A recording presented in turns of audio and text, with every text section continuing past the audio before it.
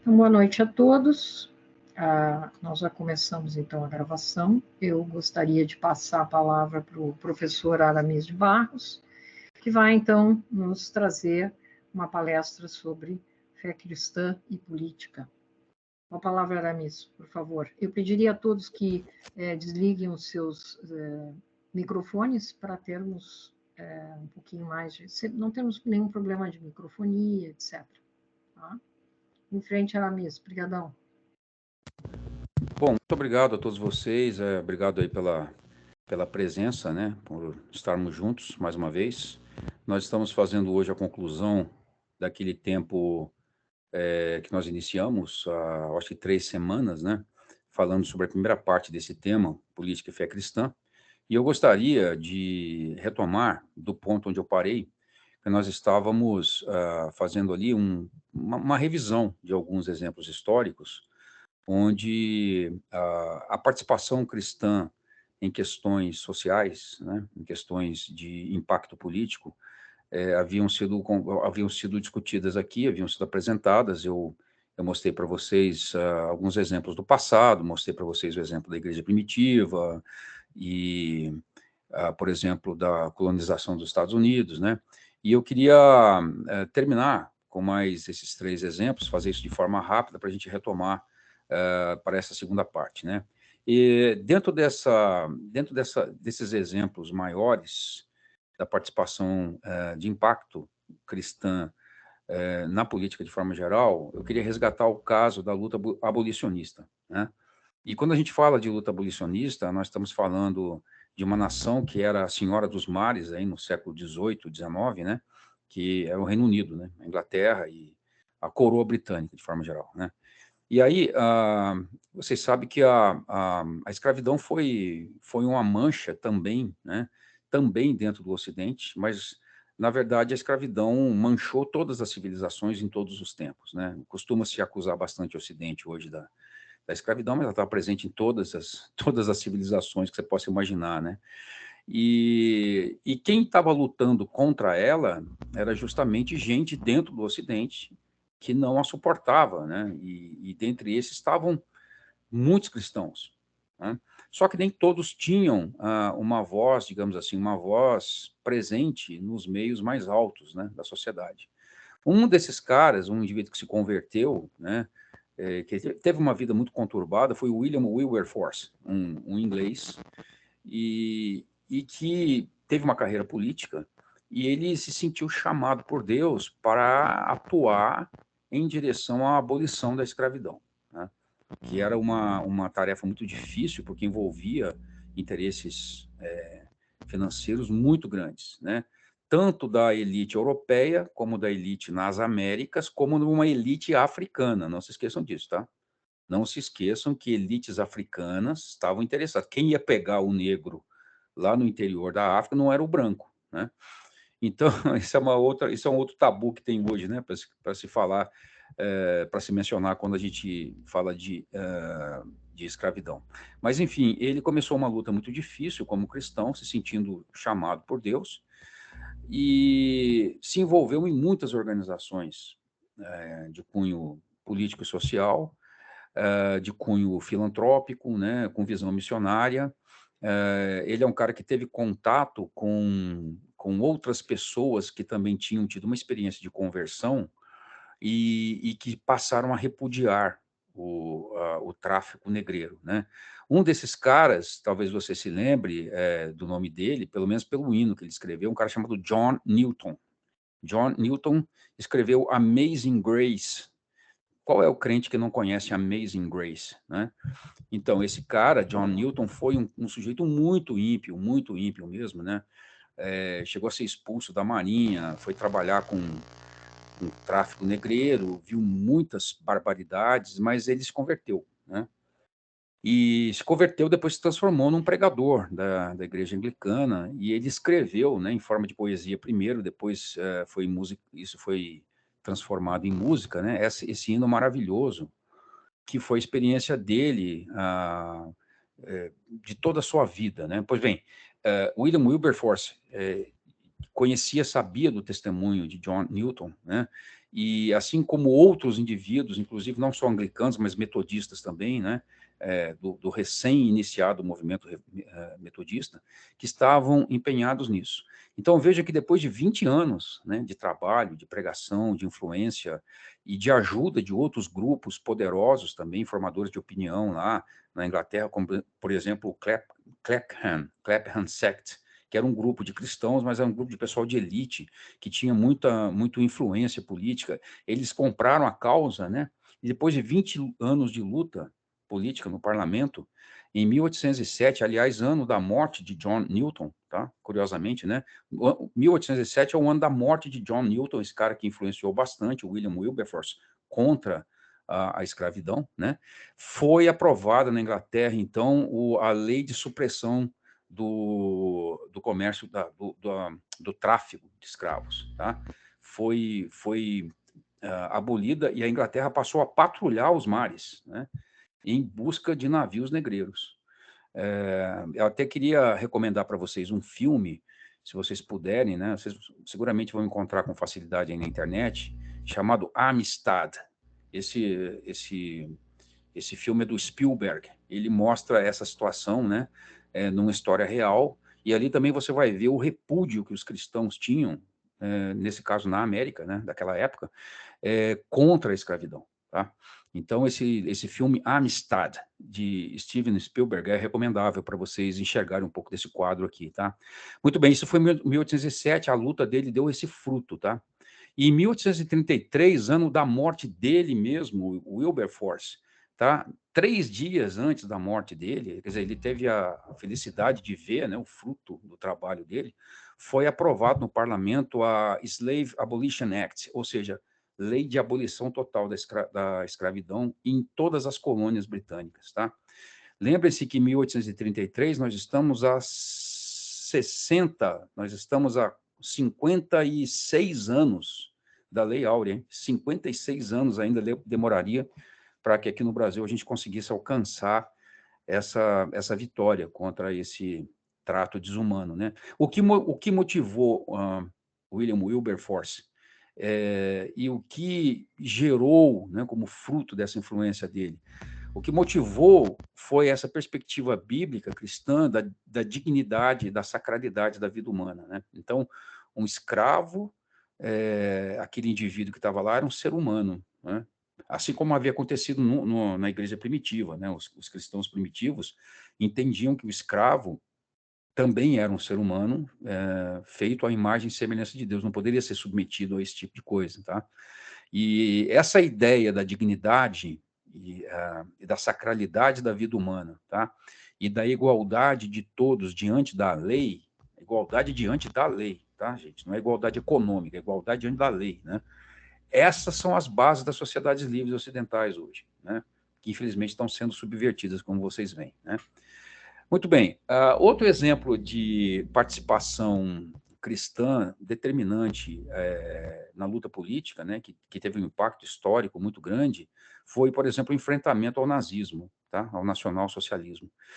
E, como a gente sabe pela história, né, a Alemanha sucumbiu, então, a essa doutrina satânica, né, nos anos 30, mas isso foi uma construção que veio caminhando de algumas décadas, né? E uma das primeiras coisas que Hitler tentou fazer foi submeter as igrejas, né, as igrejas evangélicas. A Igreja Católica estava lá numa concordata com os nazistas, eles não estavam mexendo muito com a Igreja Católica, mas ele estava querendo submeter as igrejas evangélicas. Sobretudo na Alemanha, nós estamos falando aí de igreja luterana, as igrejas reformadas e as igrejas independentes. Então, a Alemanha estava dividida ali em 14 regiões eclesiásticas, tá, entre luteranos e reformados. E o que Hitler fez, logo que ele subiu ao poder em 33, foi eleger um bispo do Reich. Tá? Então, ele pegou um cara chamado Ludwig Müller, que era um nazista, se eu não me engano, ele era luterano, não tenho certeza se ele era luterano ou reformado, mas ele era um bispo, me parece que era luterano. E ele foi eleito, ele era um nazista, tá? Com veste de eclesiástica, entendeu? E aí ele, dessa forma, Hitler tentou manter sob o seu controle todas as regiões eclesiásticas da igreja, ou seja, trazer a igreja para o seu controle total, né? Ele fez uma reunião com os pastores e mostrou aos pastores que a igreja deveria ecoar todos os desejos do partido, né? Quer dizer, se submeter aos interesses da raça germânica. Naturalmente que nesse encontro com os pastores, muitos ali não aceitaram, né? Muitos não aceitaram, e essa indisposição dos pastores em aceitar, submeter o evangelho aos ditames do partido, além de tudo, né, um partido satânico, né, custou perseguição a muitos deles, tá? E o que aconteceu? Muitos desses pastores se uniram na chamada Igreja Confessante, que elaborou ela própria uma declaração de fé, tá? Ficou conhecido como a Declaração de Barmen, em 1934, um ano e pouco depois da subida de Hitler ao poder, quando eles estavam vendo que o quadro era realmente muito grave, tá?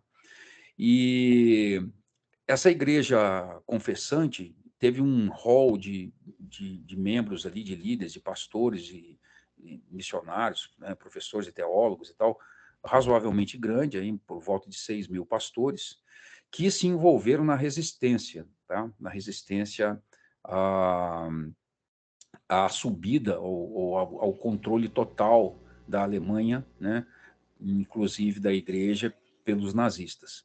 Estima-se, meus amigos, que mais ou menos um terço dos cerca de 18.000 pastores que havia na Alemanha, cerca de 6.000 deles, tá? Morreram durante a perseguição nesse período do regime nazista lá, justamente por resistirem, né, por fazerem enfrentamento ao regime nazista.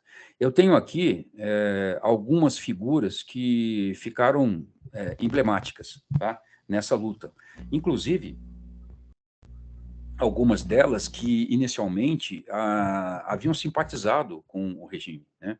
Elas haviam, em geral, por inocência, né, por ingenuidade, como o discurso inicial era um discurso de recuperação da Alemanha, recuperação da glória, né, da prosperidade germânica, então muitos se envolveram com isso. Esse pastor, por exemplo, que vocês estão vendo aí, Martin Niemöller, esse cara foi comandante de submarino na Primeira Guerra Mundial, e ele estava ligado ao Partido Nazista no começo, e foi um dos caras que, nessa reunião que Hitler fez com os pastores, em 33, em 33, 34, ele se levantou, ele foi uma palavra contrária e passou a ser perseguido, tá? Foi perseguido, teve um atentado no escritório pastoral dele. Essa menina que vocês estão vendo aí, Sophie Scholl foi uma luterana que também ingressou na Juventude Nacional Socialista, né? O pai dela era um pastor luterano, profundamente contrário a tudo que estava acontecendo na Alemanha, né? Profundamente contrário à ideologia nazista. E quando ele percebeu que os filhos estavam sendo, ela e o irmão, né, estavam sendo cooptados, ele consegue fazer um trabalho de esclarecimento, e Sophie Scholl vai fazer parte. Tem algum áudio vazando aí? Tem alguém com o microfone aberto aí?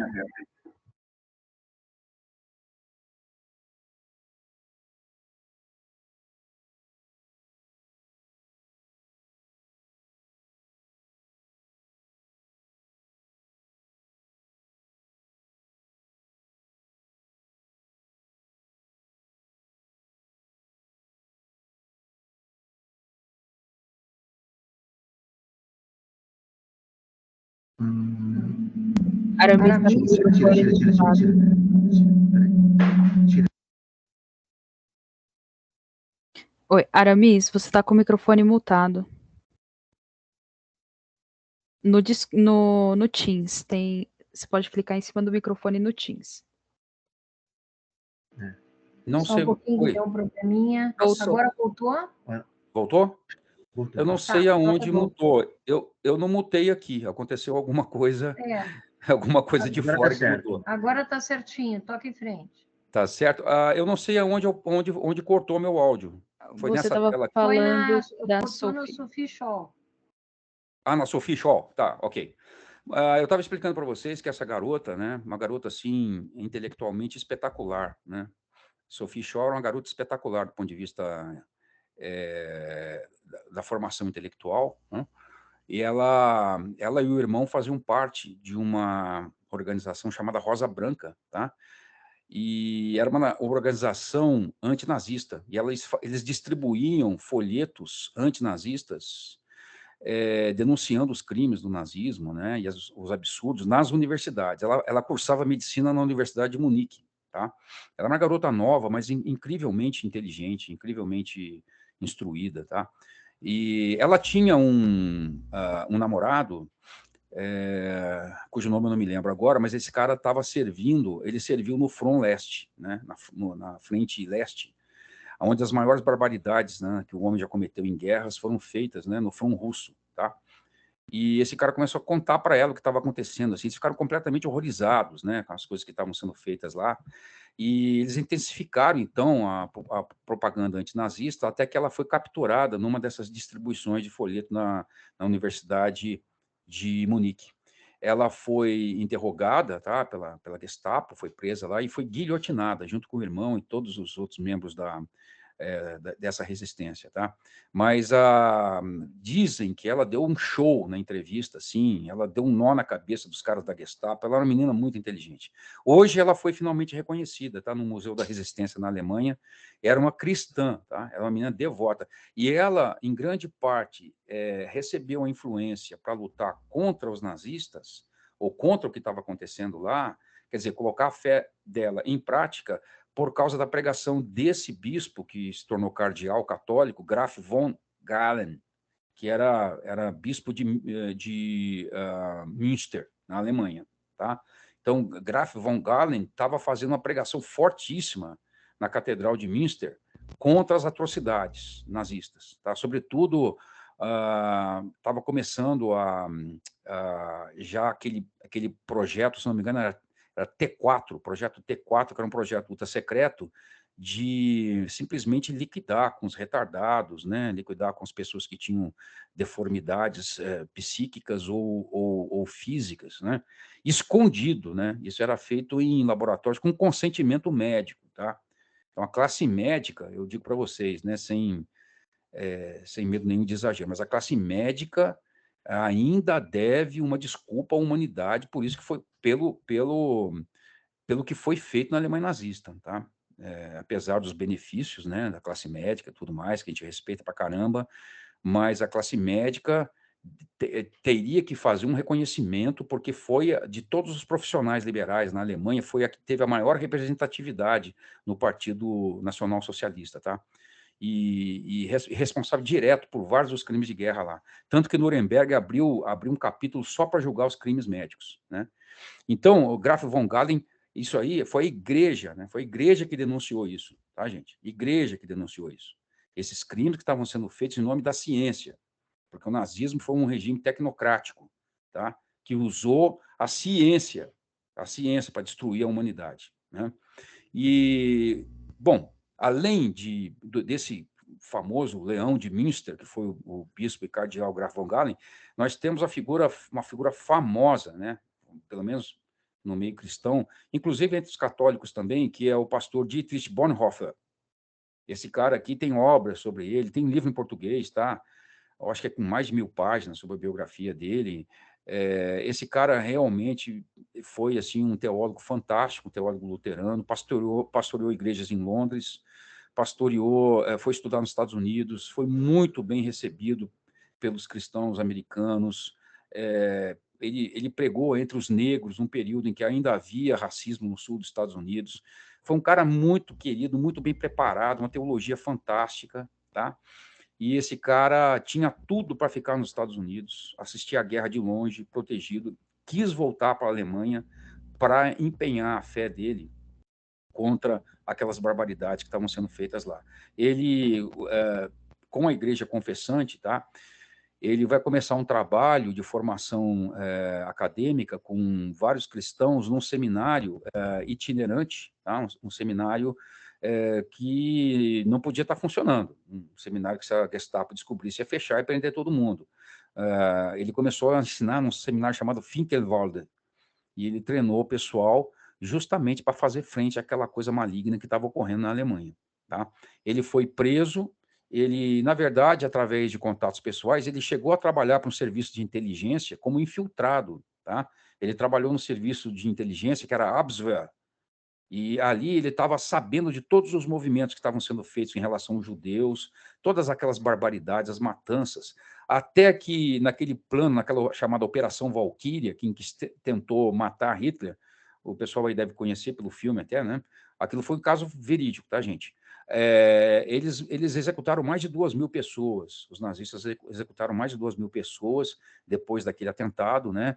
E uma das pessoas que tinha ligação com esse projeto de eliminar Hitler, embora ele não pegasse em armas, foi Dietrich Bonhoeffer. E ele acabou preso, foi para um campo de concentração, e ele morreu enforcado com corda de piano, né, uma corda elástica, né, que estende a aflição, a agonia do cara por mais tempo, poucos dias antes do fim da Segunda Guerra Mundial. Então, vocês veem o que foi o empenho, né, o empenho político de muitas pessoas que tinham diante de si o compromisso com a fé, tá? Além da resistência ao comunismo, ao nazismo, nós temos também exemplos muito fortes de resistência ao comunismo, tá? Que vai se instaurar, então, naqueles países que ficaram conhecidos como países da cortina de ferro após a Segunda Guerra Mundial. Deles todos, talvez um dos mais cruéis em termos de experimento, tá? Experimento humano, foi a Romênia, né? Que inclusive acabou tendo assim um alinhamento um pouco mais próximo com a China, tá? Aquele regime regido por esse indivíduo aí, talvez meio endemoniado, chamado Nicolae Ceausescu, né? Esse cara cometeu crimes bárbaros, né, assim, indizíveis. Se você quiser ler alguma coisa sobre isso, eu recomendaria as obras que foram deixadas pelo pastor Richard Wurmbrand, que ficou 12 anos preso lá. Você pode também ler alguma coisa sobre a prisão, o experimento de Piteste, que foi uma prisão que esse regime estabeleceu como um dos maiores e mais tormentosos experimentos de controle mental que já se fez, com tortura e com uma carga de violência especialmente dedicada aos presos cristãos, tá? Fossem ortodoxos, católicos, protestantes, não importa, né? Esses caras aí sofreram muito lá. E, enfim, esse regime de Nicolae Ceausescu, ele vai cair em dezembro de 89, né? Só que, geralmente, a gente não ouve falar do que aconteceu em termos de empenho dos cristãos, porque, claro, a mídia não vai dizer isso, né? Foi pavoroso o que os caras fizeram nesse regime de Ceausescu. Assim, a reação contra a igreja, contra a fé, né? Para vocês terem ideia, houve um envio de uma carga de Bíblias, né, para a Romênia, por organizações missionárias, e essa carga chegou lá, foi confiscada pelo Estado. E o Estado romeno pegou aquelas Bíblias e descompôs todos aqueles livros, né, descolou tudo aquilo e usou as páginas como papel higiênico, tá? Para fazer uma afronta à palavra de Deus, né? E aí, teve um pastor romeno de origem húngara chamado Laszlo Tokes. Esse cara, um pastor reformado, ele começou uma campanha de oração, né, e busca da face do Senhor para que a mão de Deus pudesse desfazer aquela maldade, né, que estava acontecendo no país dele, tanta violência, tanta injustiça. Aquele movimento cresceu, né, de forma gigantesca, né, até ganhar um status de uma resistência popular pacífica, que culminou com a derrubada do Ceausescu. Você vai encontrar alguns líderes anglicanos dizendo que uma igreja anglicana pequenininha do interior da Romênia tinha sido pioneira nesse movimento de oração, tá? Então, alguns dizem que foi uma igreja anglicana lá no interior, mas que se conhece com dados registrados, mesmo históricos, é esse trabalho do pastor romeno de origem húngara chamado Laszlo Tokes, começando um trabalho de resistência pacífica contra o regime comunista da Romênia. Uma situação semelhante aconteceu na Alemanha Oriental. A Alemanha Oriental, gente, foi talvez o regime, mecanicamente falando, que funcionou mais perfeitamente em termos de supressão de liberdade, tá? A Alemanha Oriental tinha uma polícia secreta chamada Stasi, era uma polícia de Estado que conseguia, assim, simplesmente controlar, né? Era uma KGB em menor proporção, pelo tamanho do país, né? Mas ela funcionava muito bem em termos de controlar a vida das pessoas, tá? Então, havia lá na Alemanha Oriental, como vocês sabem, esses países comunistas sempre mantinham uma ou outra igreja aberta só para efeito de vitrine, tá? Para as pessoas que vinham de fora serem convencidas de que havia liberdade religiosa lá, mas não havia. Então, uma dessas igrejas que tinha lá, que estavam abertas, mas sob controle da Stasi, né? Quando eu digo sob controle, oficiais, né, agentes da Stasi, iam para os cultos e ficavam monitorando o que estava sendo dito lá, né, para ver se não estava sendo dito nada ali que fosse contrário aos interesses do partido, né. Essa igreja era a igreja de São Nicolau, né, a Nikolaikirche, em Leipzig, na Alemanha Oriental, e era pastoreada por um cara, um luterano chamado Christian Führer. Esse cara, ele estava vendo a situação horrível, né, que o país estava vivendo, aquele regime de maluco, né, de controle das mentes, né, de falta de liberdade. E ele começou uma reunião de oração em 82, ali, assim, despretensiosa, e foi convidando os jovens, tá, que ele percebia que estavam, de alguma forma, insatisfeitos com tudo aquilo, tá, jovens que não haviam sido suficientemente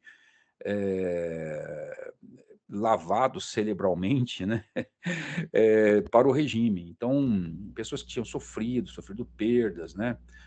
Você sabe, a Alemanha Oriental construiu um muro, né, e a previsão é de que aquele muro ia ser o lugar mais vigiado do mundo, né. Muitas pessoas tinham fugido para a Alemanha Ocidental na década de 50, então esse muro foi construído para impedir que a pessoa fugisse de lá, tá. Se você tentasse fugir, você seria fuzilado imediatamente ali, né. Então, esses encontros que Christian Führer começou fora dos horários de culto, foi um encontro posterior, ele provavelmente estava querendo driblar a Stasi, né? E foi juntando cada vez mais jovens, ele foi compartilhando o evangelho, compartilhando a visão de liberdade, né? Uma visão de mundo cristã para com aquelas pessoas, né, colocando em xeque o materialismo que estava sendo pregado lá. Essas reuniões cresceram, né, e foi se articulando em direção a uma resistência pacífica, tá? Depois de 7 anos, vejam só quanto tempo, né, 7 anos de reunião, esse movimento eclode, então, em 89, tá? E milhares de alemães saem às ruas com velas, né, eles levando velas como símbolo de resistência, e esse protesto ganhou uma força gigantesca. Eu não estou dizendo que foi isso que derrubou o Muro de Berlim, naturalmente, né, tem muitas outras coisas envolvidas, mas para vocês verem que tudo isso causou um impacto muito grande na população diante daquela situação que esses países estavam vivendo. Então, esses cristãos enxergaram que o testemunho deles também deveria se fazer ouvir nesses meios, tá? Como vocês viram aí nesses casos tão distintos. Bom, agora sim, nós terminamos aqui aquilo que a gente estava falando no nosso último encontro, e hoje eu gostaria de tratar com vocês de alguns pontos conceituais, tá? Relativos à política em si. Então, eu queria começar tratando do termo política, tá? A gente ouve falar muito de política e a gente tem uma ideia pré-concebida de política como algo que você faz lá em Brasília, ou nas capitais dos países, ou nas capitais dos estados, ou nas prefeituras, né, municipais. Da onde vem esse termo, né? O termo política vem do termo grego antigo polis, que era um termo com o qual você simbolizava aquele núcleo, né, de pessoas, núcleo urbano, centros urbanos, né, que em alguns casos eram cidades-estados, né? Isso era uma realidade na Grécia Antiga. Então, o cidadão da polis, o cidadão, né, da polis, ele era um politikos, porque ele participava do processo de decisão, né, das coisas que deveriam ser feitas na polis. Ele representava ali toda a comunidade, ele tinha terras, então ele tinha aquilo que na época lhe dava o direito de de ter esse tipo de participação. Então, mulheres estavam fora, escravos estavam fora, estrangeiros também. Tá? Então, essa é a origem do termo. Então, político advém de polis, que era cidade, então o politikos era o cara que na cidade tinha representação sobre as decisões a serem tomadas na cidade. Né? E hoje, se você for procurar uma definição geral, tá, do termo política, a política é a ciência de governar, tá? Ou, se você preferir, a ciência de exercer o poder. Né? Então, esse processo aí de exercício de poder e de tomada de decisão a partir desse poder, e que vai determinar os rumos, tá, daquela comunidade, daquele país, daquela nação, daquela cidade, daquele estado, província, etc. Isso é a política, no sentido geral, como você vê. Mas se a gente for olhar de uma forma mais direta, mais simples, tá, a política, na verdade, diz respeito à luta pelo poder. Né? Política, de fato, é isso. Tá? O que você vai fazer quando você tiver com poder é outra coisa. Né? O que você vai implantar, quais os rumos que vão definir a sua liderança, isso você pode definir como filosofia política. Tá? Isso é uma outra coisa. Mas a política em si, na verdade, é a luta pelo poder. Tá? É o exercício de alçar pessoas ao poder e remover outras do poder. Isso é política. Tá? Então, política é essencialmente o trato do poder. Tá? Aí você pode perguntar, mas o que é poder? Do ponto de vista político, poder é a capacidade que você tem de se fazer obedecer, ok? Isso é o poder, né? Ou se fazer ouvido, ou se fazer obedecido, tá?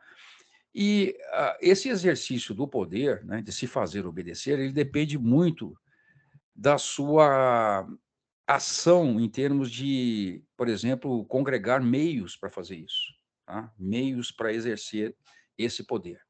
E isso não tem necessariamente a ver com cargos eletivos, como muita gente aqui do Brasil pensa, né? Vou dar um exemplo para vocês. Eu acho até que vocês já estão imaginando, né? Que eu vou falar. Nesses últimos 2, 3 anos aqui no Brasil, imaginem quem era a pessoa mais poderosa do Brasil. Imaginem. Né? Quem era aquele cara que se fazia obedecer? Não importa, como diz o gringo, né? No matter what. Né? Não importa o que falasse. Não foi uma pessoa eleita. Tá? Eu não vou dizer o nome dele aqui, tá? Não há necessidade. Mas essa figura de capa preta, vamos dizer assim, né? Ela era a pessoa que tinha mais poder no Brasil. E mesmo um presidente eleito por milhões e milhões e milhões de brasileiros, ele não conseguia se fazer obedecer e se submetia aos ditames dessa outra pessoa. Não é? Não foi isso que nós assistimos? Então, isso é poder, tá? Por que ele não conseguia se fazer obedecer? Bom, ele não tinha todos os meios. O presidente não tinha todos os meios, tá? Porque abaixo dele tem uma constelação de burocratas, tá? Também não eleitos, que estão incrustados no aparelho do Estado e são capazes, se quiserem, de boicotar qualquer ação que venha de cima, entendeu? Então você precisa dos meios, como eu disse para você, né?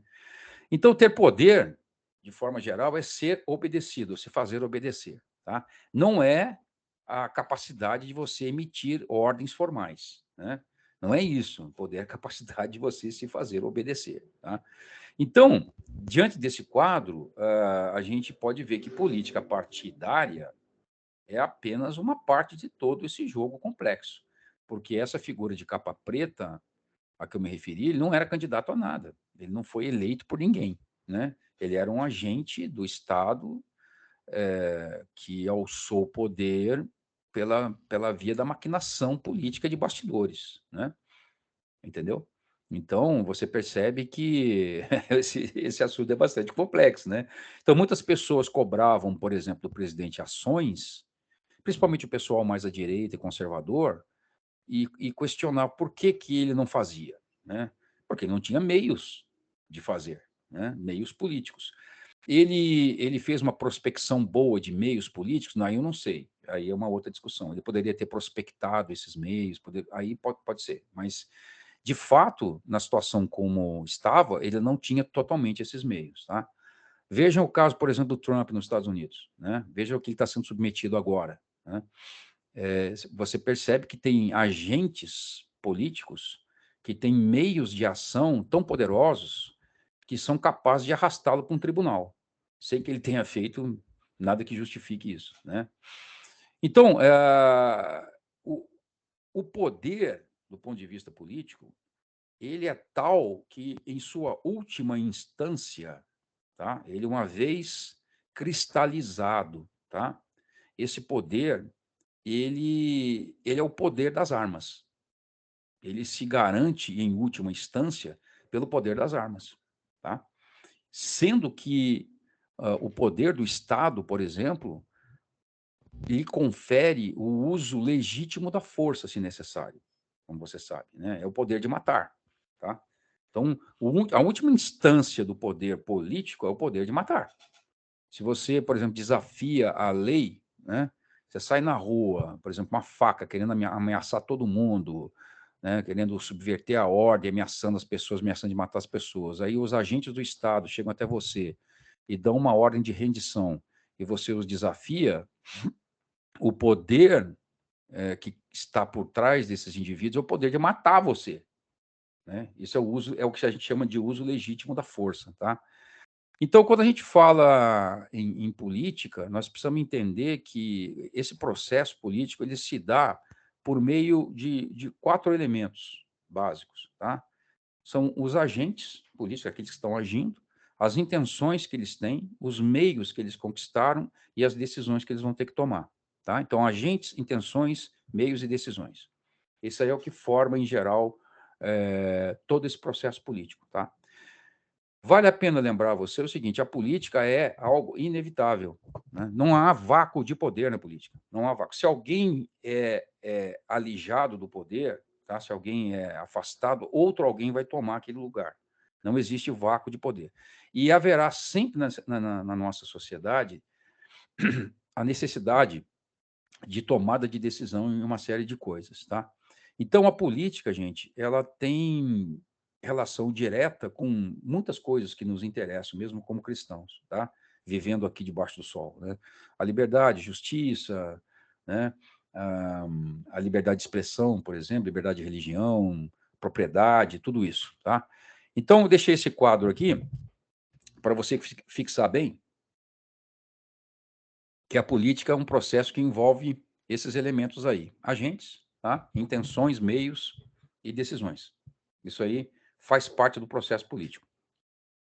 Bom, essa questão que eu considero crucial, ela é sempre levantada no meio evangélico. Então, a gente precisa tratar dela aqui, que é a questão do Estado laico, né?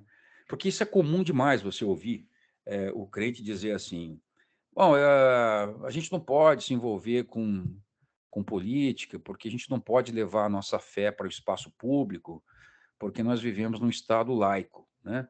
Então, como é que fica o Estado laico? Nós podemos ou não podemos? O que é o Estado laico, tá? Então, essa é uma questão que eu considero importante, porque muitos crentes têm falado em Estado laico sem saber bem o que é, aliás, não sabem nem bem o que é Estado, né? Não sabem bem o que é Estado. E imagine que muitos cristãos, sendo cidadãos, pagam seus impostos, né?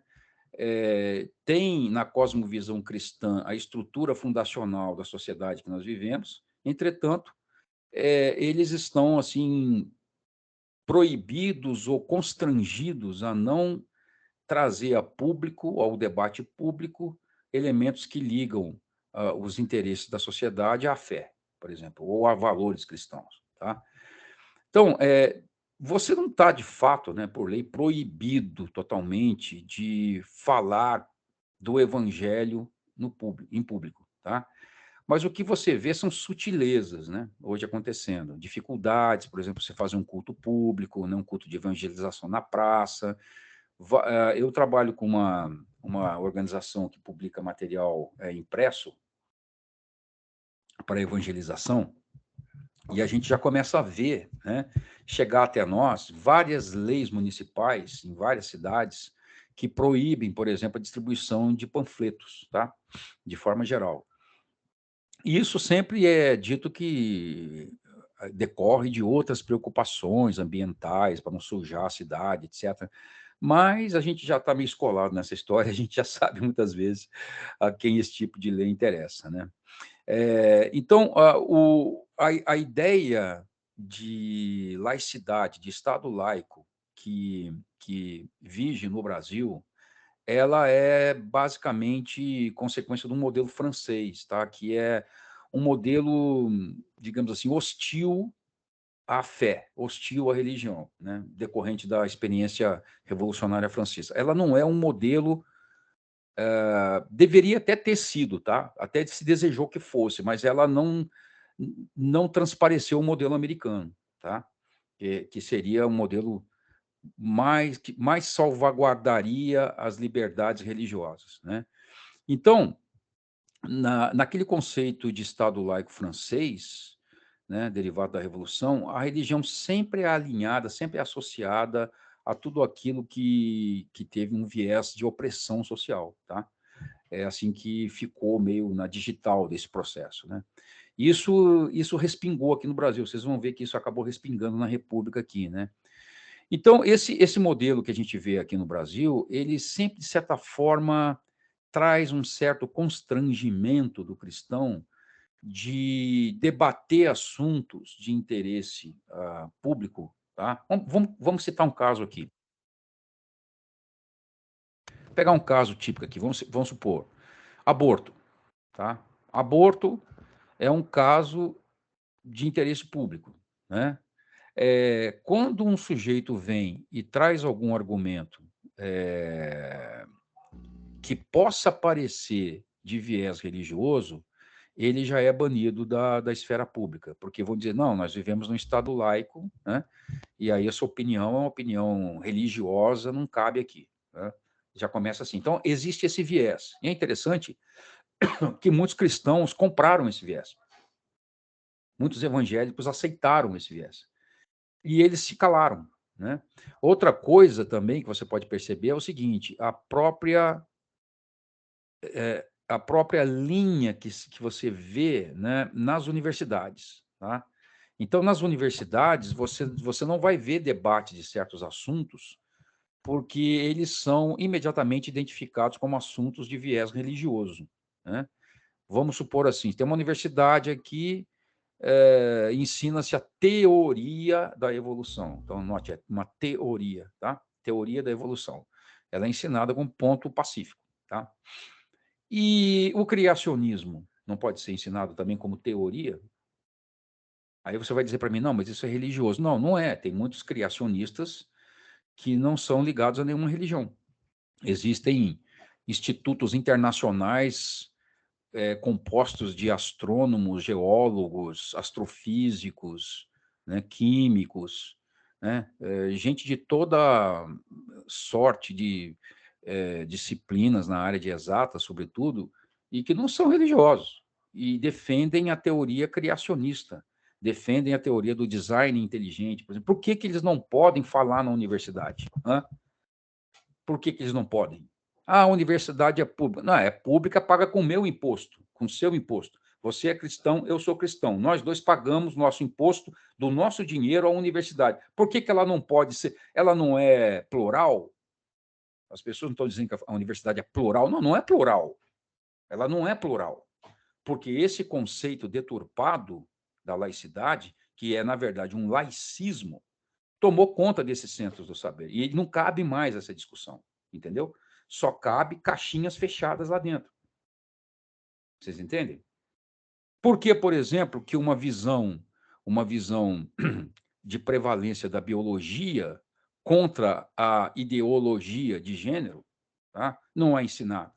Isso é colocado como fascismo, né? É colocado como opressão fascista. Por que isso? Por que se faz isso? Então, isso tudo deriva de um conceito deturpado de Estado laico, tá? Indo adiante, gente, queria mostrar para vocês o seguinte. Vamos dar uma olhada, então, para a gente entender da onde deriva esse conceito, tá? Vamos entender a diferença entre Estado e nação, que é da onde começa aí, a confusão já começa aí, tá? O que é nação? Nação é um conceito atemporal, tá, gente? Nação é um conceito atemporal, é um conceito supranacional, supraestatal, tá? É um conceito que vai, é um conceito suprapositivo, tá? Antes da lei, antes de se formarem as leis, já havia nação. A nação, como dizem alguns, é a soma do povo de ontem, que está aqui, o povo de hoje e o povo de amanhã, que estará aqui, tá? Então, a nação é esse nosso vínculo com essa comunidade daqui, no nosso caso, dentro dessa pátria, porque a nossa nação tem território, né? Tem outras nações que não têm. Os judeus ficaram sem território há muito tempo, os curdos estão sem território, né? Até hoje lutando por um território. Então, existem nações apátridas, mas nós, no nosso caso, temos uma pátria. Então, nós temos aqui nossos limites, inclusive territoriais, que formam o país, tá? A nação com a pátria, né? Com as fronteiras. Muito bem, então a nação é essa soma que traz consigo todo um patrimônio cultural, né? Patrimônio cultural, patrimônio artístico, patrimônio religioso, patrimônio moral, tá? Essa nação, quando ela se organiza politicamente, ela forma um Estado, tá? O Estado é o resultado de uma nação politicamente organizada. Vocês estão entendendo?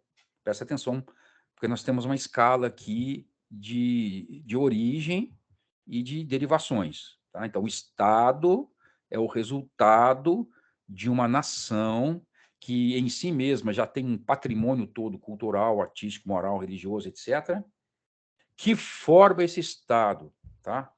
Para benefício dela própria nação, para proteger ela própria nação. Tá? A nação tem religião, a nação tem religião, ou religiões. Geralmente a nação tem uma religião prevalente. Tá? No caso do Brasil, desde a sua fundação, a religião prevalente do Brasil é de matriz cristã. Se você pode somar todas as variações, tá? Ainda há uma prevalência de católicos romanos. As religiões de matriz evangélica são hoje quase aí tá caminhando para se tornar metade da população, mas são muito numerosas também, né? Mas é um país de matriz cristã, predominantemente, tá? Em grande parte, grande maioria, tá? E foi isso que traçou, né, tanto a matriz primordialmente católica, depois evangélica, que traçou todas as instituições que nós temos aqui, né, que está no âmago, na nossa cultura, a nossa visão de mundo, a nossa visão da pessoa humana, da criação, tudo isso, tá? Então, quando se diz que um Estado é laico, exatamente o que está se querendo dizer com isso, tá? Então, não se esqueçam, o Estado pode ser laico, tá? Deve ser laico? Pode ser laico, né? Deve ser ou não sei, isso é uma discussão, tá? O Estado pode ser laico, mas a nação tem religião, não se esqueçam disso. Então, quem serve a quem aqui? Qual é a ordem de importância, tá? Vamos pensar no seguinte, ainda dentro dessa noção aqui. O Estado laico, ou a laicidade, ela é a distinção entre aquilo que está no limite ali da esfera pública, tá? E religiosa, onde há uma separação entre o Estado e todos os interesses religiosos da nação. Então, o Estado, ele manteria uma neutralidade, que a gente não sabe se é possível ou não, tá? Se vai haver alguma interferência, ou contra ou a favor, mas a ideia é essa, é se manter uma condição de neutralidade, de não confessionalidade do Estado para com a religião. Então, esse é o modelo, tá? Isso é o que se visa. Então, o Estado laico, ele é um Estado não confessional. Ele não defende uma religião em particular, ele não defende a não religião também, tá? O Estado laico, ele defende a liberdade que as pessoas possam ter de crer, de não crer, de deixar de crer, de voltar a crer, tá? De mudar de crença, de abandonar toda a crença. Então, é importantíssimo que você entenda uma coisa, importantíssimo. O Estado laico não é, nunca foi jamais pretendeu ser um Estado ateísta, tá? Ou alguns dizem é um Estado secular. O Estado laico é um Estado não confessional. Tá? Chamá-lo secular talvez seja um pouco de pretensão. Ele é um Estado não confessional. Ele procura manter uma condição de neutralidade. Por quê? Porque religião é um assunto da nação, não é um assunto do Estado. A não ser que seja um Estado totalitário. Estados totalitários invadem toda a totalidade da vida do indivíduo, entendeu? Por isso que é totalitário. Então, ele invade religião, ele invade escola, ele invade entretenimento, ele invade as artes, tá? Mas o Estado laico não foi planejado para ser assim. Então, o Estado brasileiro, como Estado laico, ele foi oficialmente iniciado logo com a República, tá? 1890, justamente não se apresentando, né, como um Estado confessional, entretanto, também não se apresentou como Estado ateísta, absolutamente. Tá? Então, você vai encontrar aí na nossa Constituição de 1988 a confirmação dessa posição, artigo 5º, inciso 6º, tá? No artigo 19, também inciso 1º. Tá? Então, é curioso que na nossa Constituição, por exemplo, você tem no preâmbulo um elemento teísta, embora o Estado, veja só que interessante, o Estado é laico, mas na nossa Constituição, há logo na abertura dela, um elemento teísta, não dá para se dizer que é cristão, porque não se identifica assim, mas é um elemento que professa a fé em um Deus. Que Deus? Você pode questionar, porque ela diz assim: promulgamos, sob a proteção de Deus, a seguinte Constituição da República Federativa do Brasil. Quando você fala proteção de Deus, você pode concluir que ela não é uma afirmação deísta, ou seja, aquela ideia de que há um Deus criador que largou o mundo e não se relaciona com ele. Porque aqui está falando sobre proteção de Deus. Então, é um Deus que é capaz de proteger, ou seja, alguma noção de interação desse Deus com a sua criação. Tá?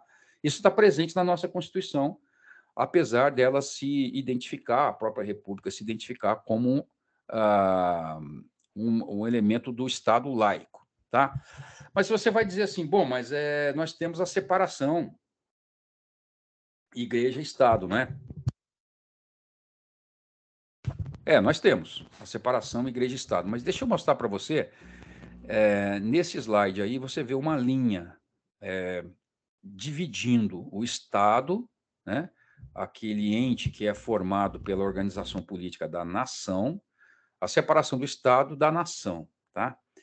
Então, é interessante porque essa separação igreja-estado, ela tem sempre sido usada, né, você já deve ter ouvido falar, para bloquear qualquer participação sua em assuntos, né, de interesse público a partir de uma ótica cristã, né? Ou bloqueio das organizações das igrejas, né, das instituições cristãs e tal, sob a égide do Estado laico. Isso não é Estado laico, isso é laicismo, isso não é laicidade, tá?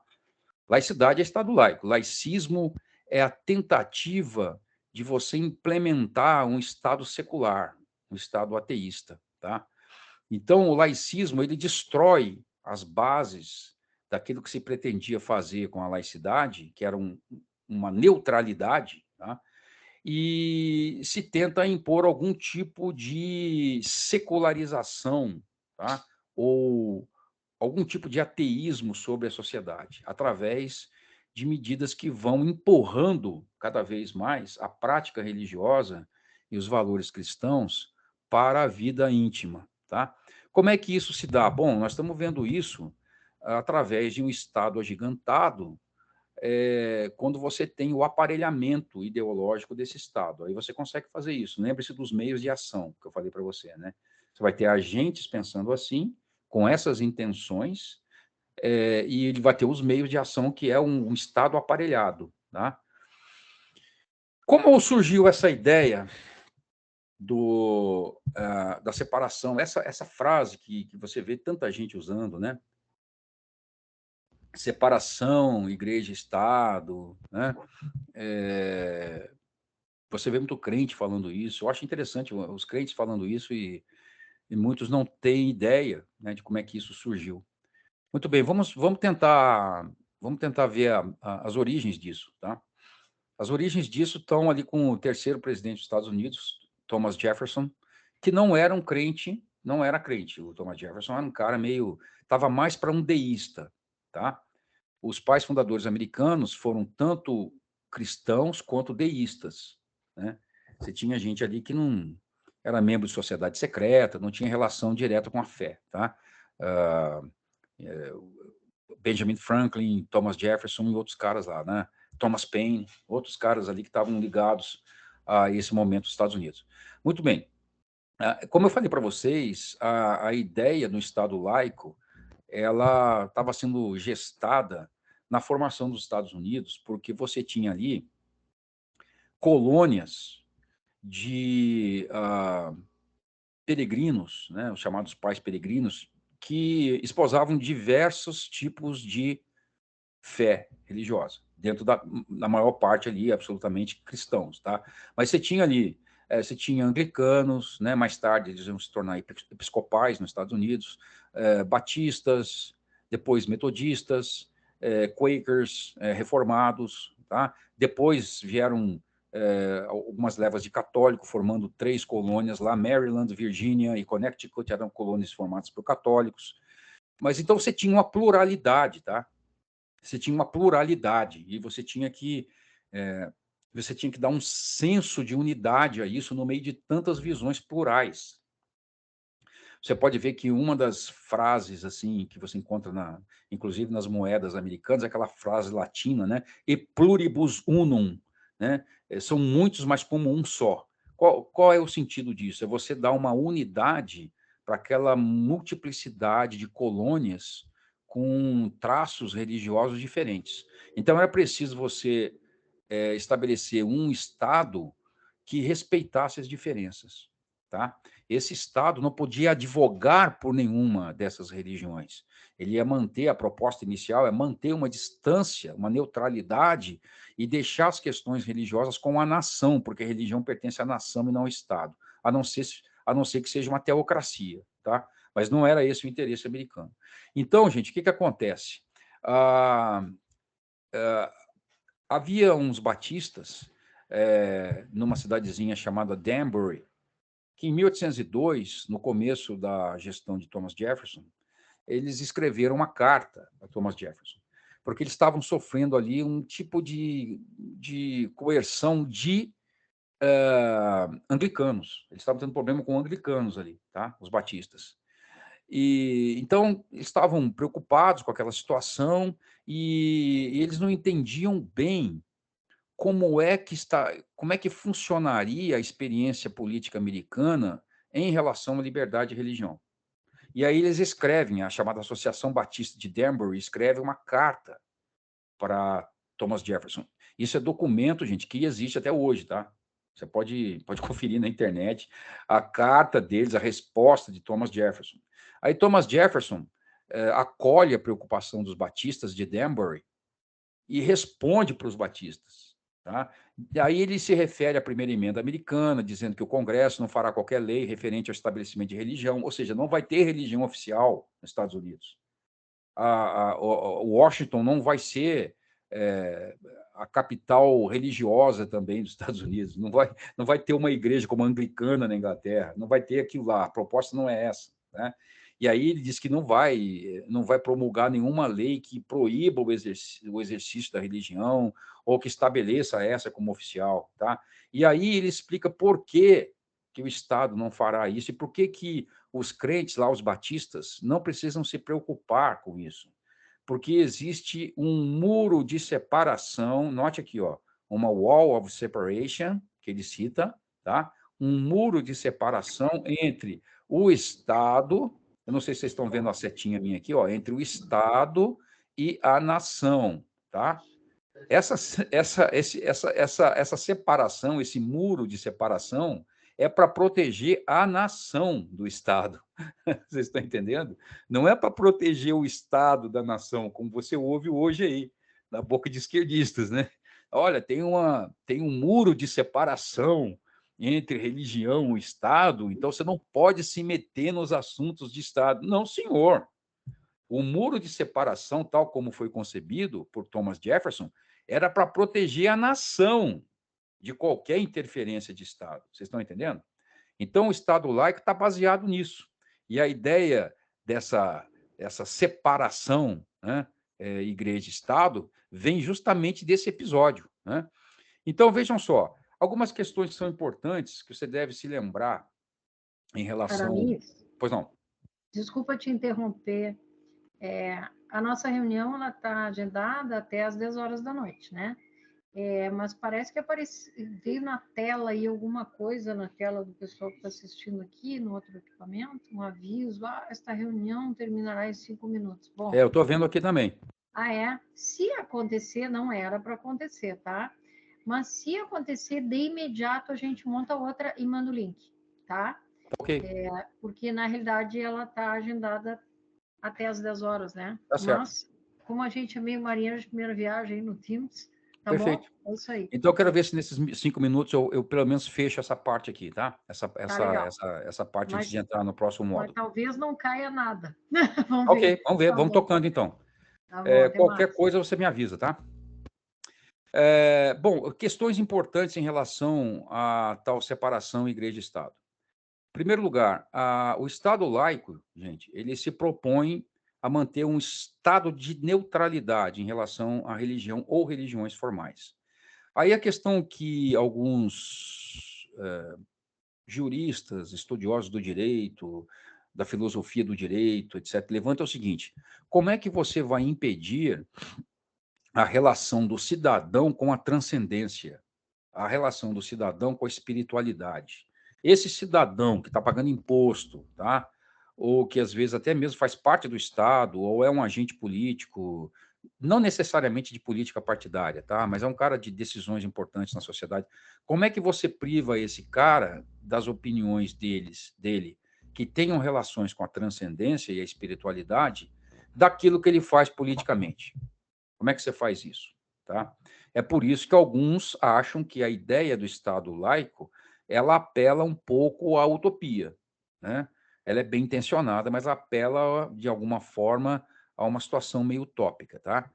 Então, a laicidade, o segundo ponto aqui, ela exclui a sujeição das políticas públicas à religião formal, mas ela não exclui da religião formal o cidadão religioso, nem os seus princípios morais humanitários. Está aqui outra dificuldade. Né? Então, tudo bem, você tira a expressão formal de fé do indivíduo, mas a fé está nele.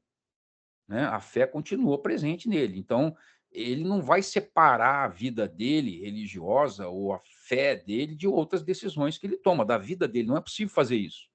Né? Eu sei que nessa sociedade pós-moderna, né, tenta-se departamentar a vida das pessoas, mas, na verdade, no cristão verdadeiro, isso não é possível acontecer. Tá? Você não vive uma vida moral na igreja e aí defende a imoralidade fora da igreja. Você não faz isso. Né? Não dá para fazer isso. Se você for uma pessoa sincera, honesta, você não consegue viver essa tensão, essa contradição. Tá? Os argumentos, então, no terceiro ponto aqui, de base religiosa, se esse é um problema para você, tá? Não, mas eu acredito no Estado laico, eu não posso me apresentar, né, para defender certas causas que são justas como cristão. Tá bom, então você pode traduzir alguns argumentos que tenham implicação espiritual no âmbito público, tá? Através de um outro vocabulário, tá? Vamos supor que você esteja lutando contra o aborto, tá? Você formou você formou um grupo de irmãos, aí tem aí um CNPJ de uma organização que luta contra o aborto. Isso é política, tá, gente? Não é partidária, mas é política, tá? Como tem muito, por exemplo, nos Estados Unidos. A igreja fez muito isso lá. Forma uma associação, forma um grupo de irmãos para lutar contra determinadas situações que eles julgam prejudiciais para a sociedade. Por exemplo, ensinar ideologia de gênero para criança na escola, tá? Luta contra o aborto. Você pode fazer isso empregando termos que não são estritamente religiosos. Você pode falar, por exemplo, numa luta contra o aborto, você pode falar, por exemplo, de que a criança, aquilo que está no ventre da mulher, é um ser humano. Você pode argumentar nesse sentido, né? E que aquele corpo lá não é o corpo da mulher, né? Aquele corpo só está lá porque está isolado ali, protegido, né? No útero, né? E não faz parte do corpo da mulher, portanto, aquilo não pode ser tratado como uma extensão do corpo dela, né? Isso pode ser argumentado de outras formas, tá? Tem muita gente que faz isso. Então, assim, seria uma forma de se enfrentar essa situação do Estado laico. Agora, o laicismo, né, que é essa perversão do ideal, da ideia inicial do Estado laico, já quer usar essa ideia da separação igreja-estado de forma pervertida, que não aquela que eu apresentei para vocês, tá? Para impor talvez até um Estado ateísta ou um Estado secular, tá? E trazer todas as decisões morais para a esfera do Estado. Vocês estão entendendo? Porque na medida em que você começa a eliminar os parâmetros morais que estão ancorados geralmente na fé, na religião, quando você elimina esses parâmetros, alguém vai ter que dar um parâmetro para a sociedade, tá? Porque se você não tiver parâmetros morais, a sociedade cai no caos, né? Então, quem vai dar esses parâmetros? Olha, quem está no poder. É isso que os caras querem, né? Então, esse é o que seria um reducionismo moral, né? Que esses caras estão querendo fazer e estão conseguindo, né? Se você olhar, eles estão conseguindo fazer isso. Bom, eu acho que não caiu ainda, né? Já foram 5 minutos aí, não caiu ainda, então vamos tocando, tá? Eu queria mostrar para vocês, Tá rapidamente. tranquilo, pode ir que a gente já resolveu. Beleza. Deixa eu mostrar para vocês aqui, bem superficialmente, mas só para vocês se situarem, né? Algumas visões básicas que o mundo evangélico tem sobre a realidade política e social, tá? Essa visão aqui, que vocês têm nessa tela, é a visão prevalente em muitos meios, tá? Talvez na maior parte do mundo evangélico. Você teria duas categorias de duas esferas de realidade, né? Uma delas incluindo várias outras subesferas, vamos dizer assim, né? Você tem a esfera do divino na vida do homem que está circunscrito à igreja, entendeu? Então, tudo aquilo que é da igreja, relativo à igreja, à vida cristã, à devoção cristã e à piedade, é de Deus, está debaixo do domínio de Deus.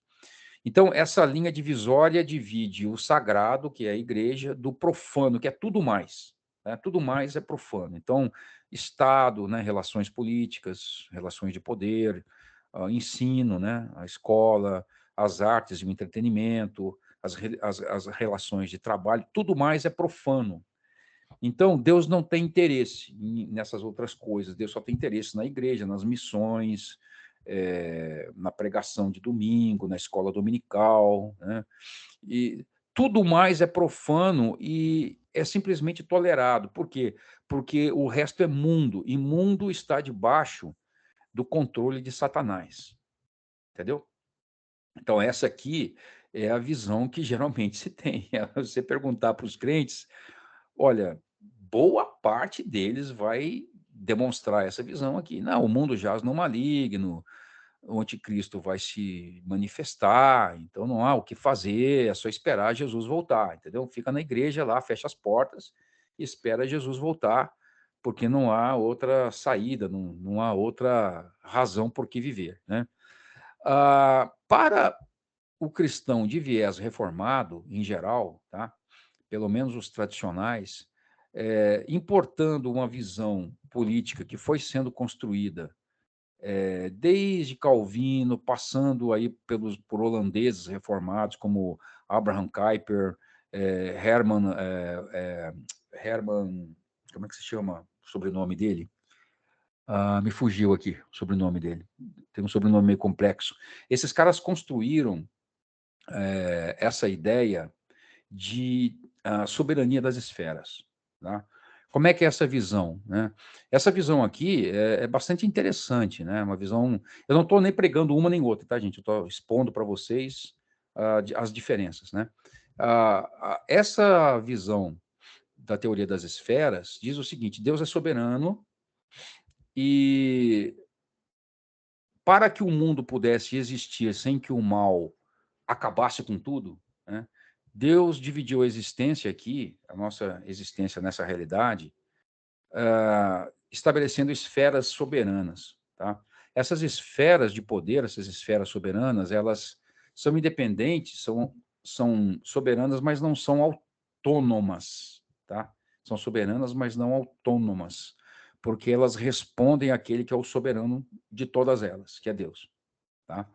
Todas elas gozam daquela graça geral de Deus, que permite que você veja, encontre, por exemplo, o belo, mesmo fora do ambiente da igreja, tá? Por exemplo, você pode encontrar o belo numa música secular que não tenha nada a ver com Deus, né? Você pode encontrar uma melodia que toca o seu coração, tá?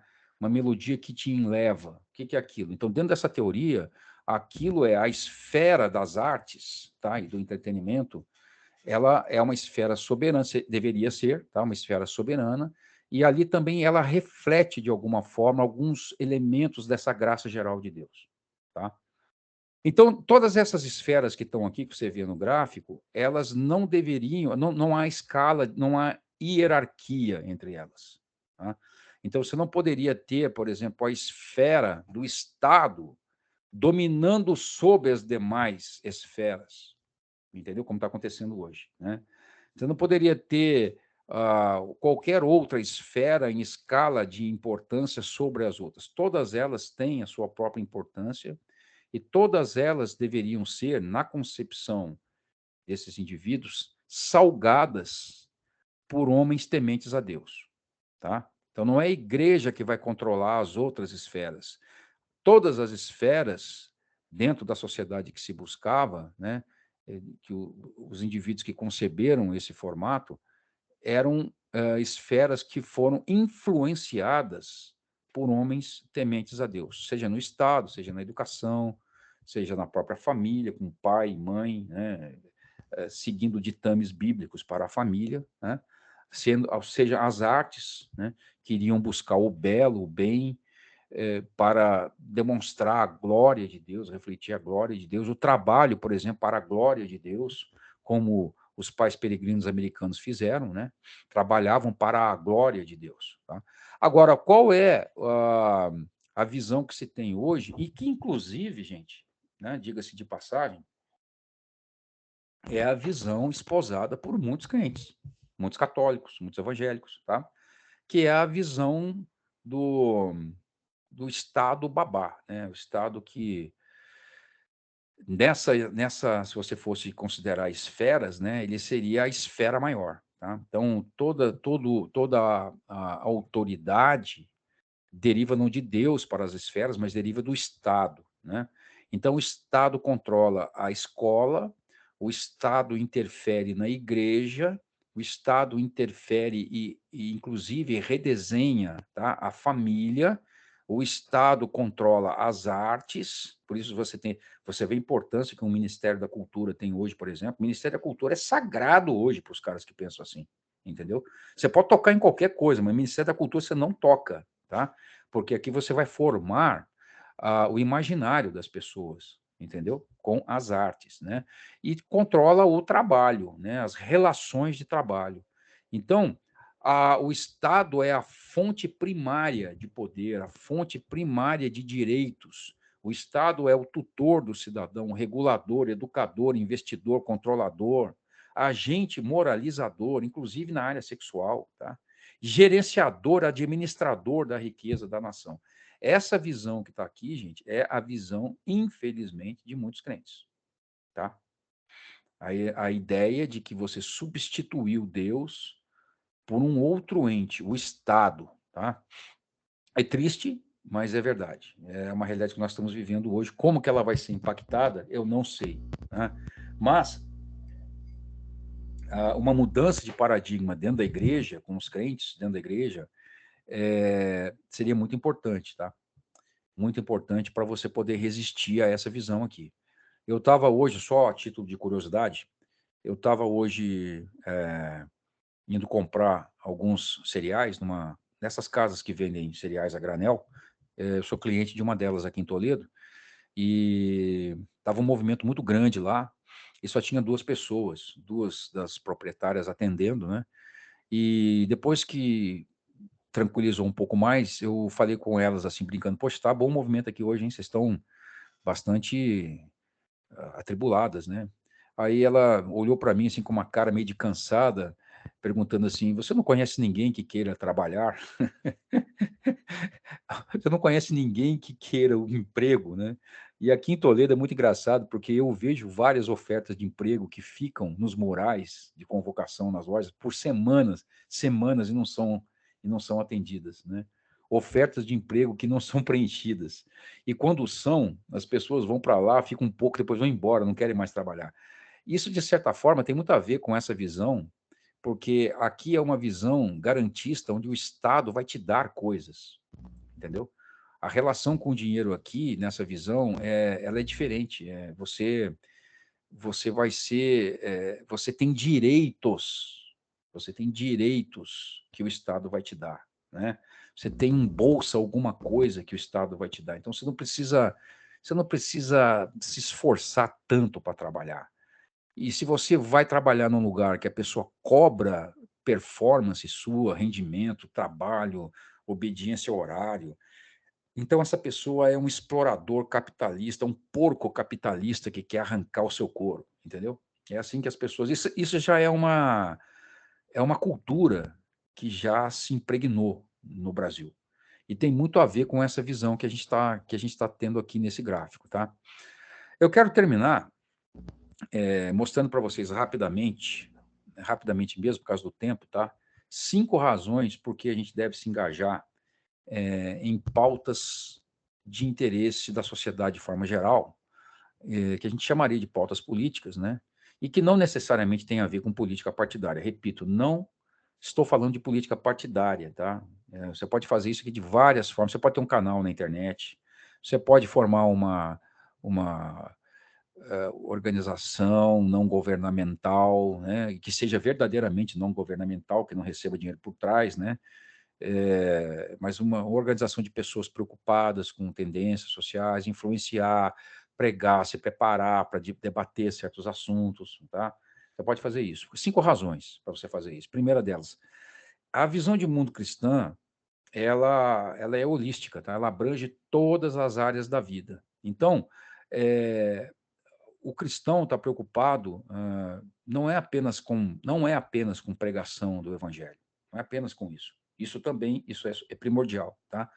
Mas a preocupação aqui é você olhar para a sociedade como um todo e atingi-la, né, salgá-la com, digamos assim, com aspectos do reino, né, com valores do reino de Deus de uma forma ampla, tá? Então, você pode fazer isso também servindo a Deus como alguém no governo civil. Você pode fazer isso, tá? Veja exemplos de indivíduos na Bíblia, como Daniel, como José, né?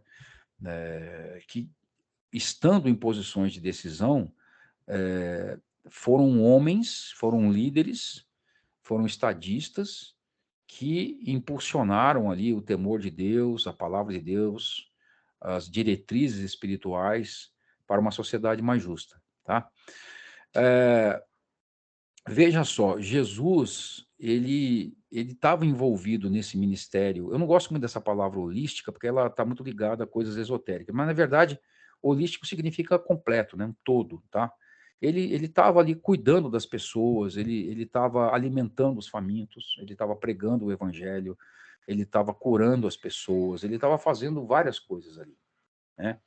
Claro que milagres, né, distribuição de pães ali, miraculosos, tudo aquilo tinha um propósito, né, que era ele mostrar para as pessoas quem ele era, né? As pessoas verem, era o testemunho daquilo que ele estava se manifestando ali, tá?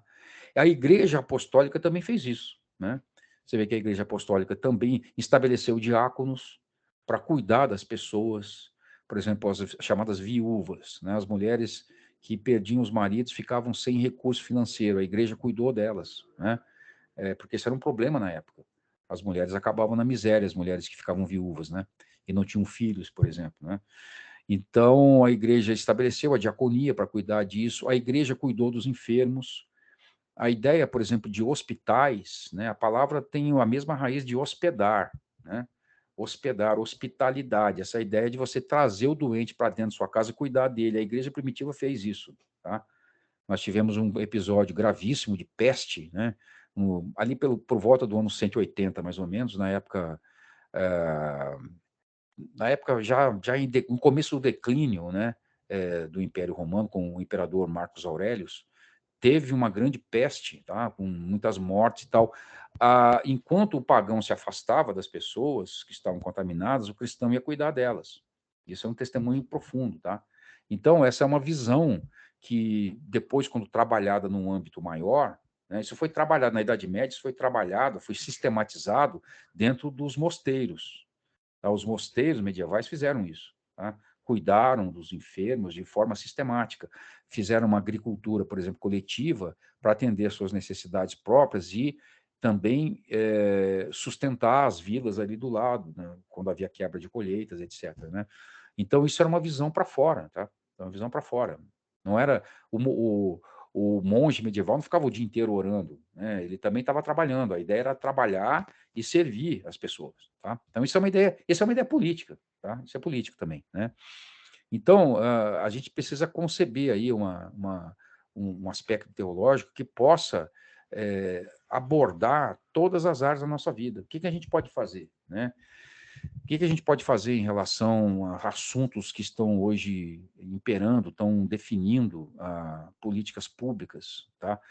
Qual é a posição, por exemplo, do cristão em relação ao casamento entre pessoas do mesmo sexo, entre pessoas que estão pregando aborto? Qual é a posição do cristão em relação à agenda ambientalista que está aí, tá?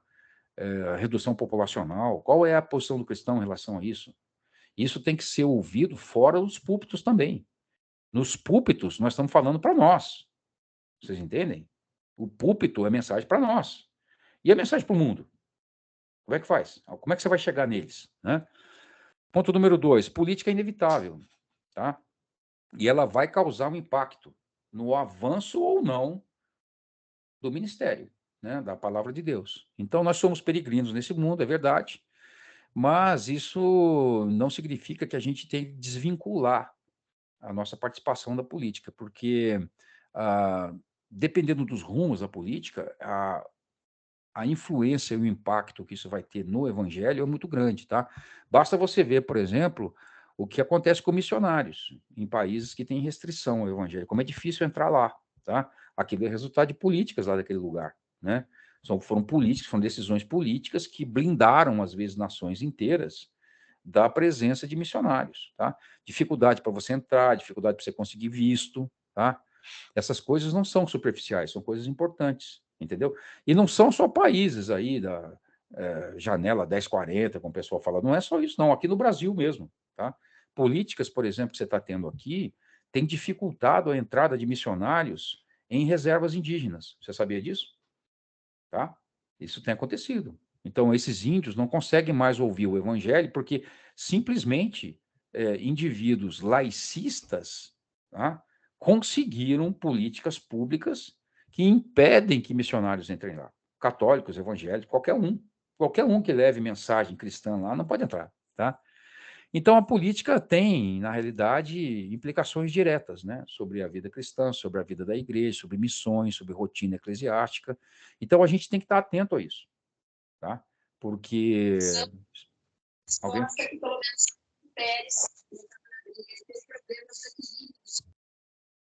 alguém falou alguma coisa aí? Eu tava tem o microfone vazando?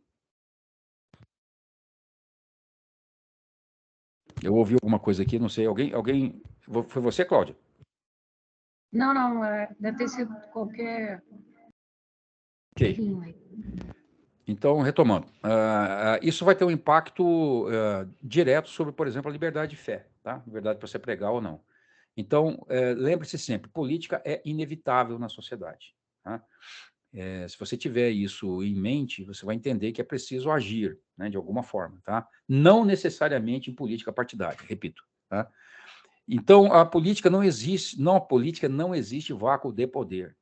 Então, se alguém é retirado, né, alijado do poder, alguém vai ocupar aquele poder. Então, isso está muito ligado ao que a gente falou lá, nesse item passado aí, tá? Se o cristão não assume espaço que ele precisa assumir na sociedade, alguém vai assumir esse espaço. E pode ser alguém que tenha posições morais antagônicas e até hostis ao evangelho, entendeu? Eu gosto sempre de citar o caso das universidades, que são, para mim, é o exemplo maior, tá, de recuo da presença cristã, cedendo espaço para outros ocuparem, né? Considerando que grandes universidades, por exemplo, pensar no caso das americanas, das europeias também, tá? Mas as europeias do século XII, fundada por católicos, as americanas do século XVII, a partir do XVII, fundada por evangélicos, tá? Todos foram recuando, todos foram cedendo espaço para essa mentalidade supostamente laica, mas na verdade secularista, ateísta e, em alguns casos, até esotérica, ocupando esses lugares e hoje transformando esses centros de poder, que são as academias, são centros de poder, tá? Muito, muito grandes, em núcleos de supressão da fé, que é o que a gente está vendo, entendeu? Então, quando os cristãos optam por se ausentar do debate público, né, como deixei bem claro aqui, e de suas obrigações políticas, outros grupos, dotados de outras cosmovisões, vão ocupar esse lugar. O Brasil, por exemplo, talvez seja o maior exemplo ocidental da teoria de ocupação, de hegemonia cultural, que foi pregado por Antônio Gramsci, aquele comunista italiano, né, que deixou escrita aquela obra, Os Cadernos do Cárcere, na década de 20. A ideia dele era fazer uma hegemonia cultural que contemplasse uma jornada de longo prazo, onde o revolucionário ia ocupando todas as instituições da sociedade, entendeu? E aí você tem uma igreja ausente, né? Quando eu digo igreja, eu não estou falando de uma denominação, eu estou falando da igreja, como um todo, tá? Cristãos de forma geral, tá? Inclusive não evangélicos, tá? Inclusive católicos. Cristãos de forma geral, recuando da sua posição, tá? Alguém vai ocupar. O Brasil é um caso típico disso. Então, hoje a gente tem situação assim assustadora no Brasil, desafiadora, onde todos os espaços foram ocupados, né? A educação foi ocupada, entretenimento, mídia, tudo foi ocupado, tudo foi ocupado.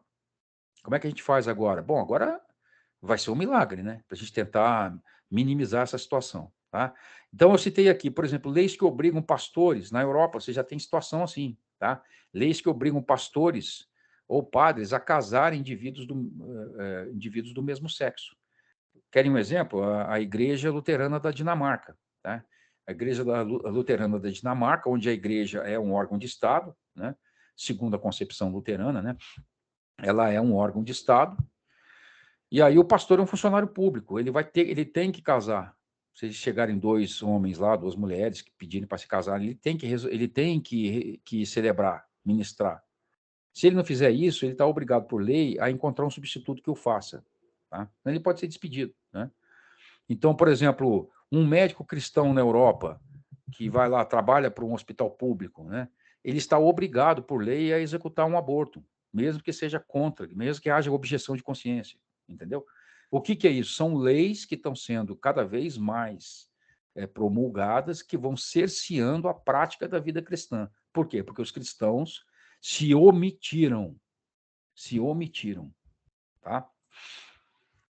O cristão tem a ordenança de amar o próximo, a gente sabe, né? Ora, esse exemplo do próximo que Jesus deu, no caso da parábola do bom samaritano, você vê ali que o próximo, ele excede qualquer limite étnico, de status social, né, econômico, de profissão, né? É o bom samaritano, né? O bom samaritano que vai lá e ajuda quem está precisando, entendeu? É aquele de quem menos se esperava. Então, você pode exercer o bem, né, inclusive na esfera pública, inclusive como político, se for o caso, tá? Inclusive fazendo uma ação com um viés cristão, dentro da cosmovisão cristã, fundando uma organização que vai trabalhar com determinados temas. Tá? Isso é uma forma de expressar amor. Na política, propriamente, a política formal, você deve se lembrar o seguinte, que a política é a esfera onde você toma decisões que vão atingir muitas pessoas, para o bem ou para o mal. Né? Boas políticas refletem o bem para muita gente, é um exercício de caridade, tá? Fazer o bem para as pessoas em larga escala. Mas pode ser o contrário. Você pode fazer o mal, você pode ter más decisões políticas, maus objetivos políticos. Né? Então, eu citei aqui o caso de William Wilberforce. É um cara que, segundo o temor de Deus e obediência ao chamado dele, ele agiu na política, no parlamento inglês, e a decisão que ele ajudou a tomar de proibição do tráfico negreiro impactou o bem de muitas pessoas que nem cristãs eram, tá? Africanos que nem cristãos eram. Vocês estão entendendo? Então, esse é um exemplo simples, para vocês verem como que, dentro dessa esfera, nós podemos exercer o bem e a caridade. Tá?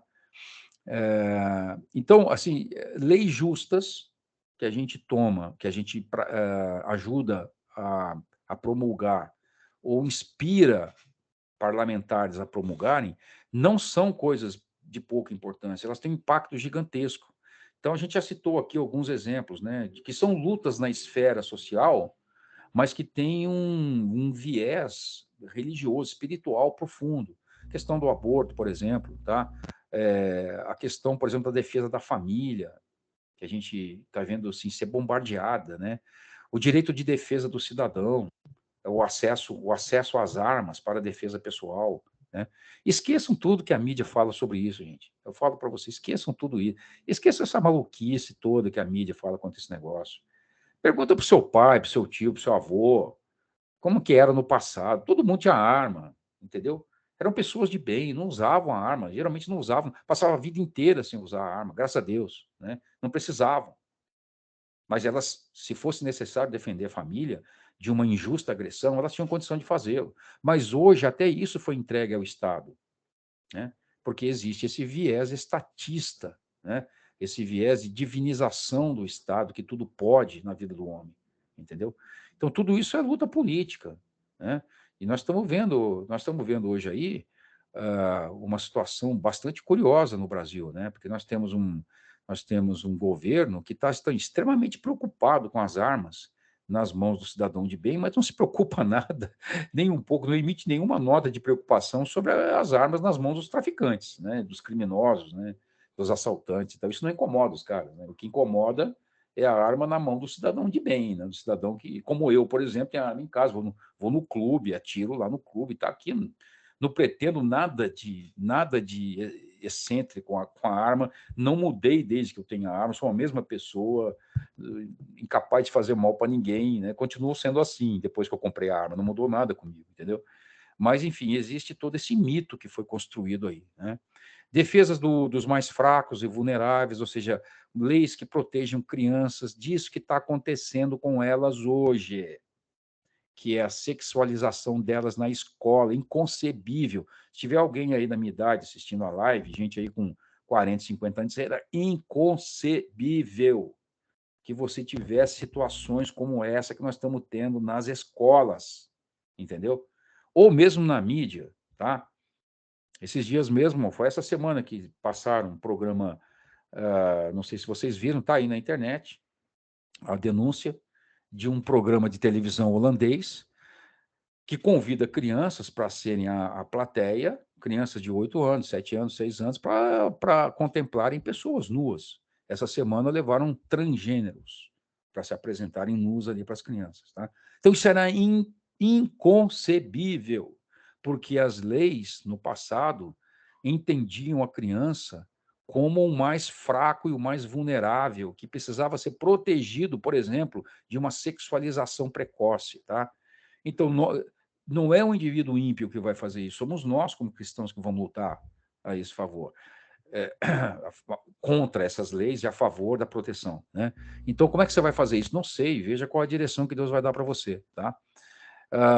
Por exemplo, a luta contra a, a tomada ou a vulnerabilização da propriedade privada, né? Que nós estamos vendo hoje, entendeu? Redução do tamanho do Estado, redução de cargas de impostos, cargas fiscais que hoje tomam metade do tempo do trabalho do brasileiro, tá? Para entregar serviços impróprios, né? Um Estado pesado, uma corrupção que nunca é debelada. Vocês estão entendendo? Então, isso tudo é coisa que tem a ver com justiça. Isso sim é justiça social, tá? A tal justiça social que fala, né? Então, a política é um meio da gente fazer essas transformações, salgar o mundo, né? Mesmo que seja um mundo entesourado para o juízo, e que um dia testemunhará o anticristo, né? E destruição e o Armagedon e tudo aquilo que você sabe do ponto de vista profético que vai acontecer, mas nós não sabemos quando vai acontecer. Então, até que aconteça, nós estamos lutando pelo bem, né? Então, o governo ideal, ponto número 5, tá? É aquele que promove o bem e refreia o mal. Deixa eu ser rápido aqui. A gente tem usado muito Romanos 13, o crente, de forma geral, tem usado muito Romanos 13 para uma postura, digamos assim, de inação, tá? De apatia diante das barbaridades. Por quê? Porque ele lê Romanos 13 entendendo assim, não há autoridade que não seja de Deus, né? Então, você não deve se levantar contra a autoridade, porque se você fizer isso, você está se levantando contra Deus. Tá, mas aí termina de ler o texto. Termina de ler Romanos 3, ou pelo menos vai até o versículo 6, para você ver qual é a autoridade que Deus está dizendo que se refere ao Estado ali, tá? Então, qual é... Isso se inclui muito dentro daquela teoria das esferas que eu mostrei para vocês, porque na teoria das esferas, o que o Estado tem como função precípua é proteger a sociedade, punindo os maus e galardoando os bons, entendeu? Punindo aqueles que fazem o mal e galardoando aqueles que fazem o bem. Quando o Estado não faz isso, quando ele pune os bons e galardoa os maus, como nós estamos começando a ver acontecer, esse é um Estado usurpador, porque não é esse o Estado, não é essa a espada de que Paulo fala ali. Vocês estão entendendo?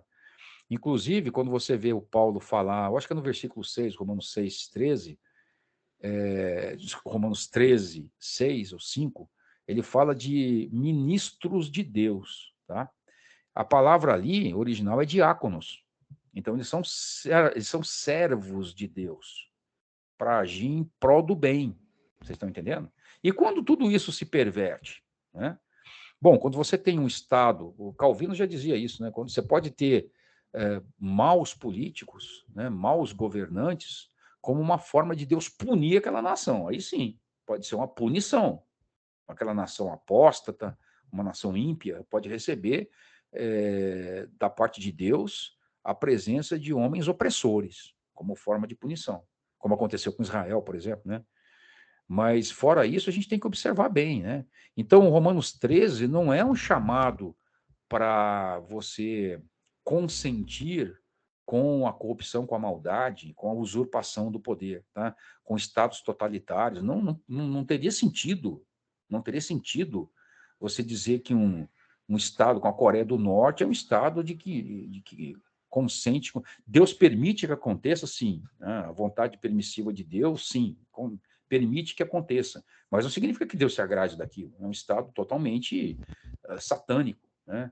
Que endeusa indivíduos. Então, é uma situação completamente fora, né? Não concebível para nós. Então, o que o cristão deve fazer? Ele deve, então, reconhecer o papel da autoridade civil como um agente que tem uma função precípua dentro das escrituras, tá?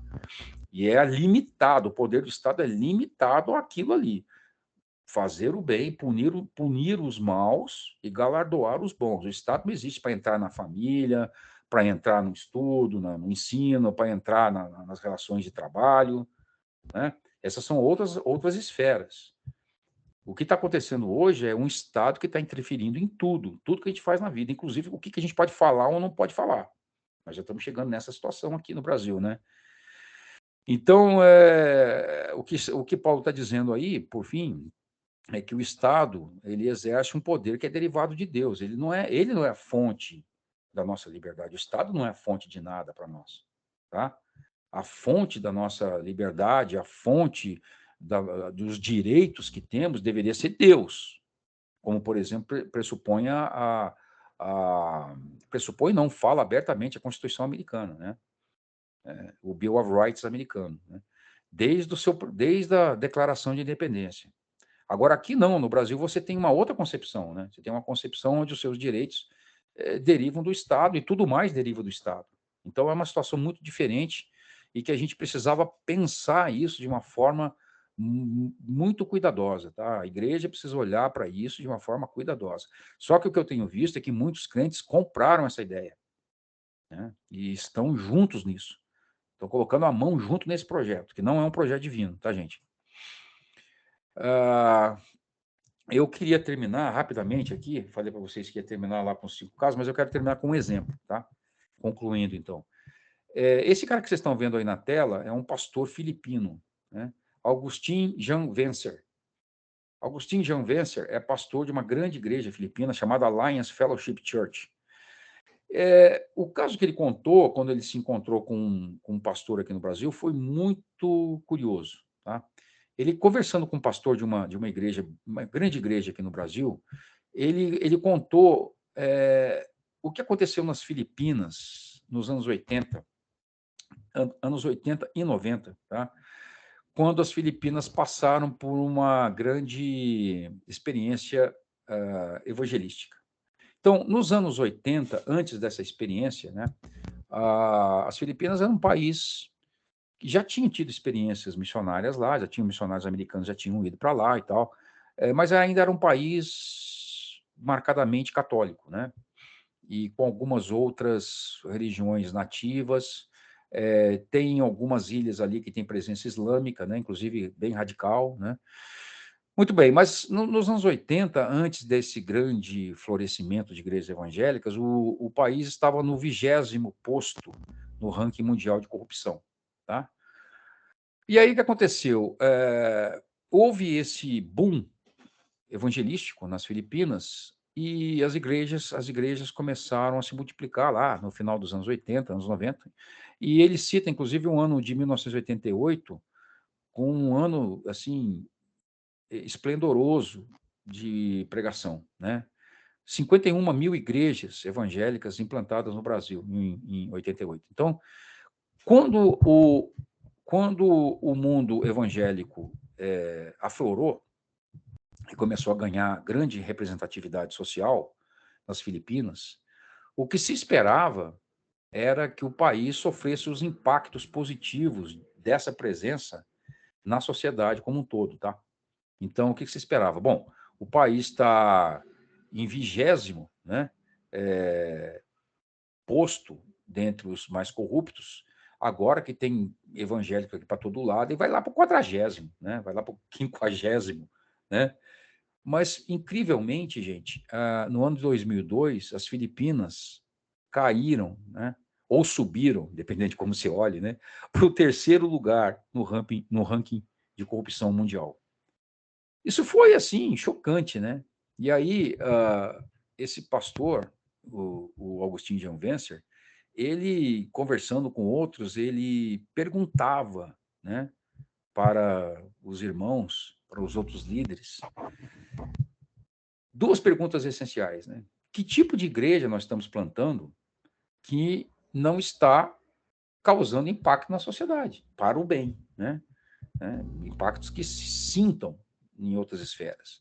Que tipo de discipulado está sendo feito nessas igrejas? Quando eu ouvi esse testemunho, né, eu fiquei pensando assim, talvez a pergunta, né, pudesse ser resumida da seguinte forma, né?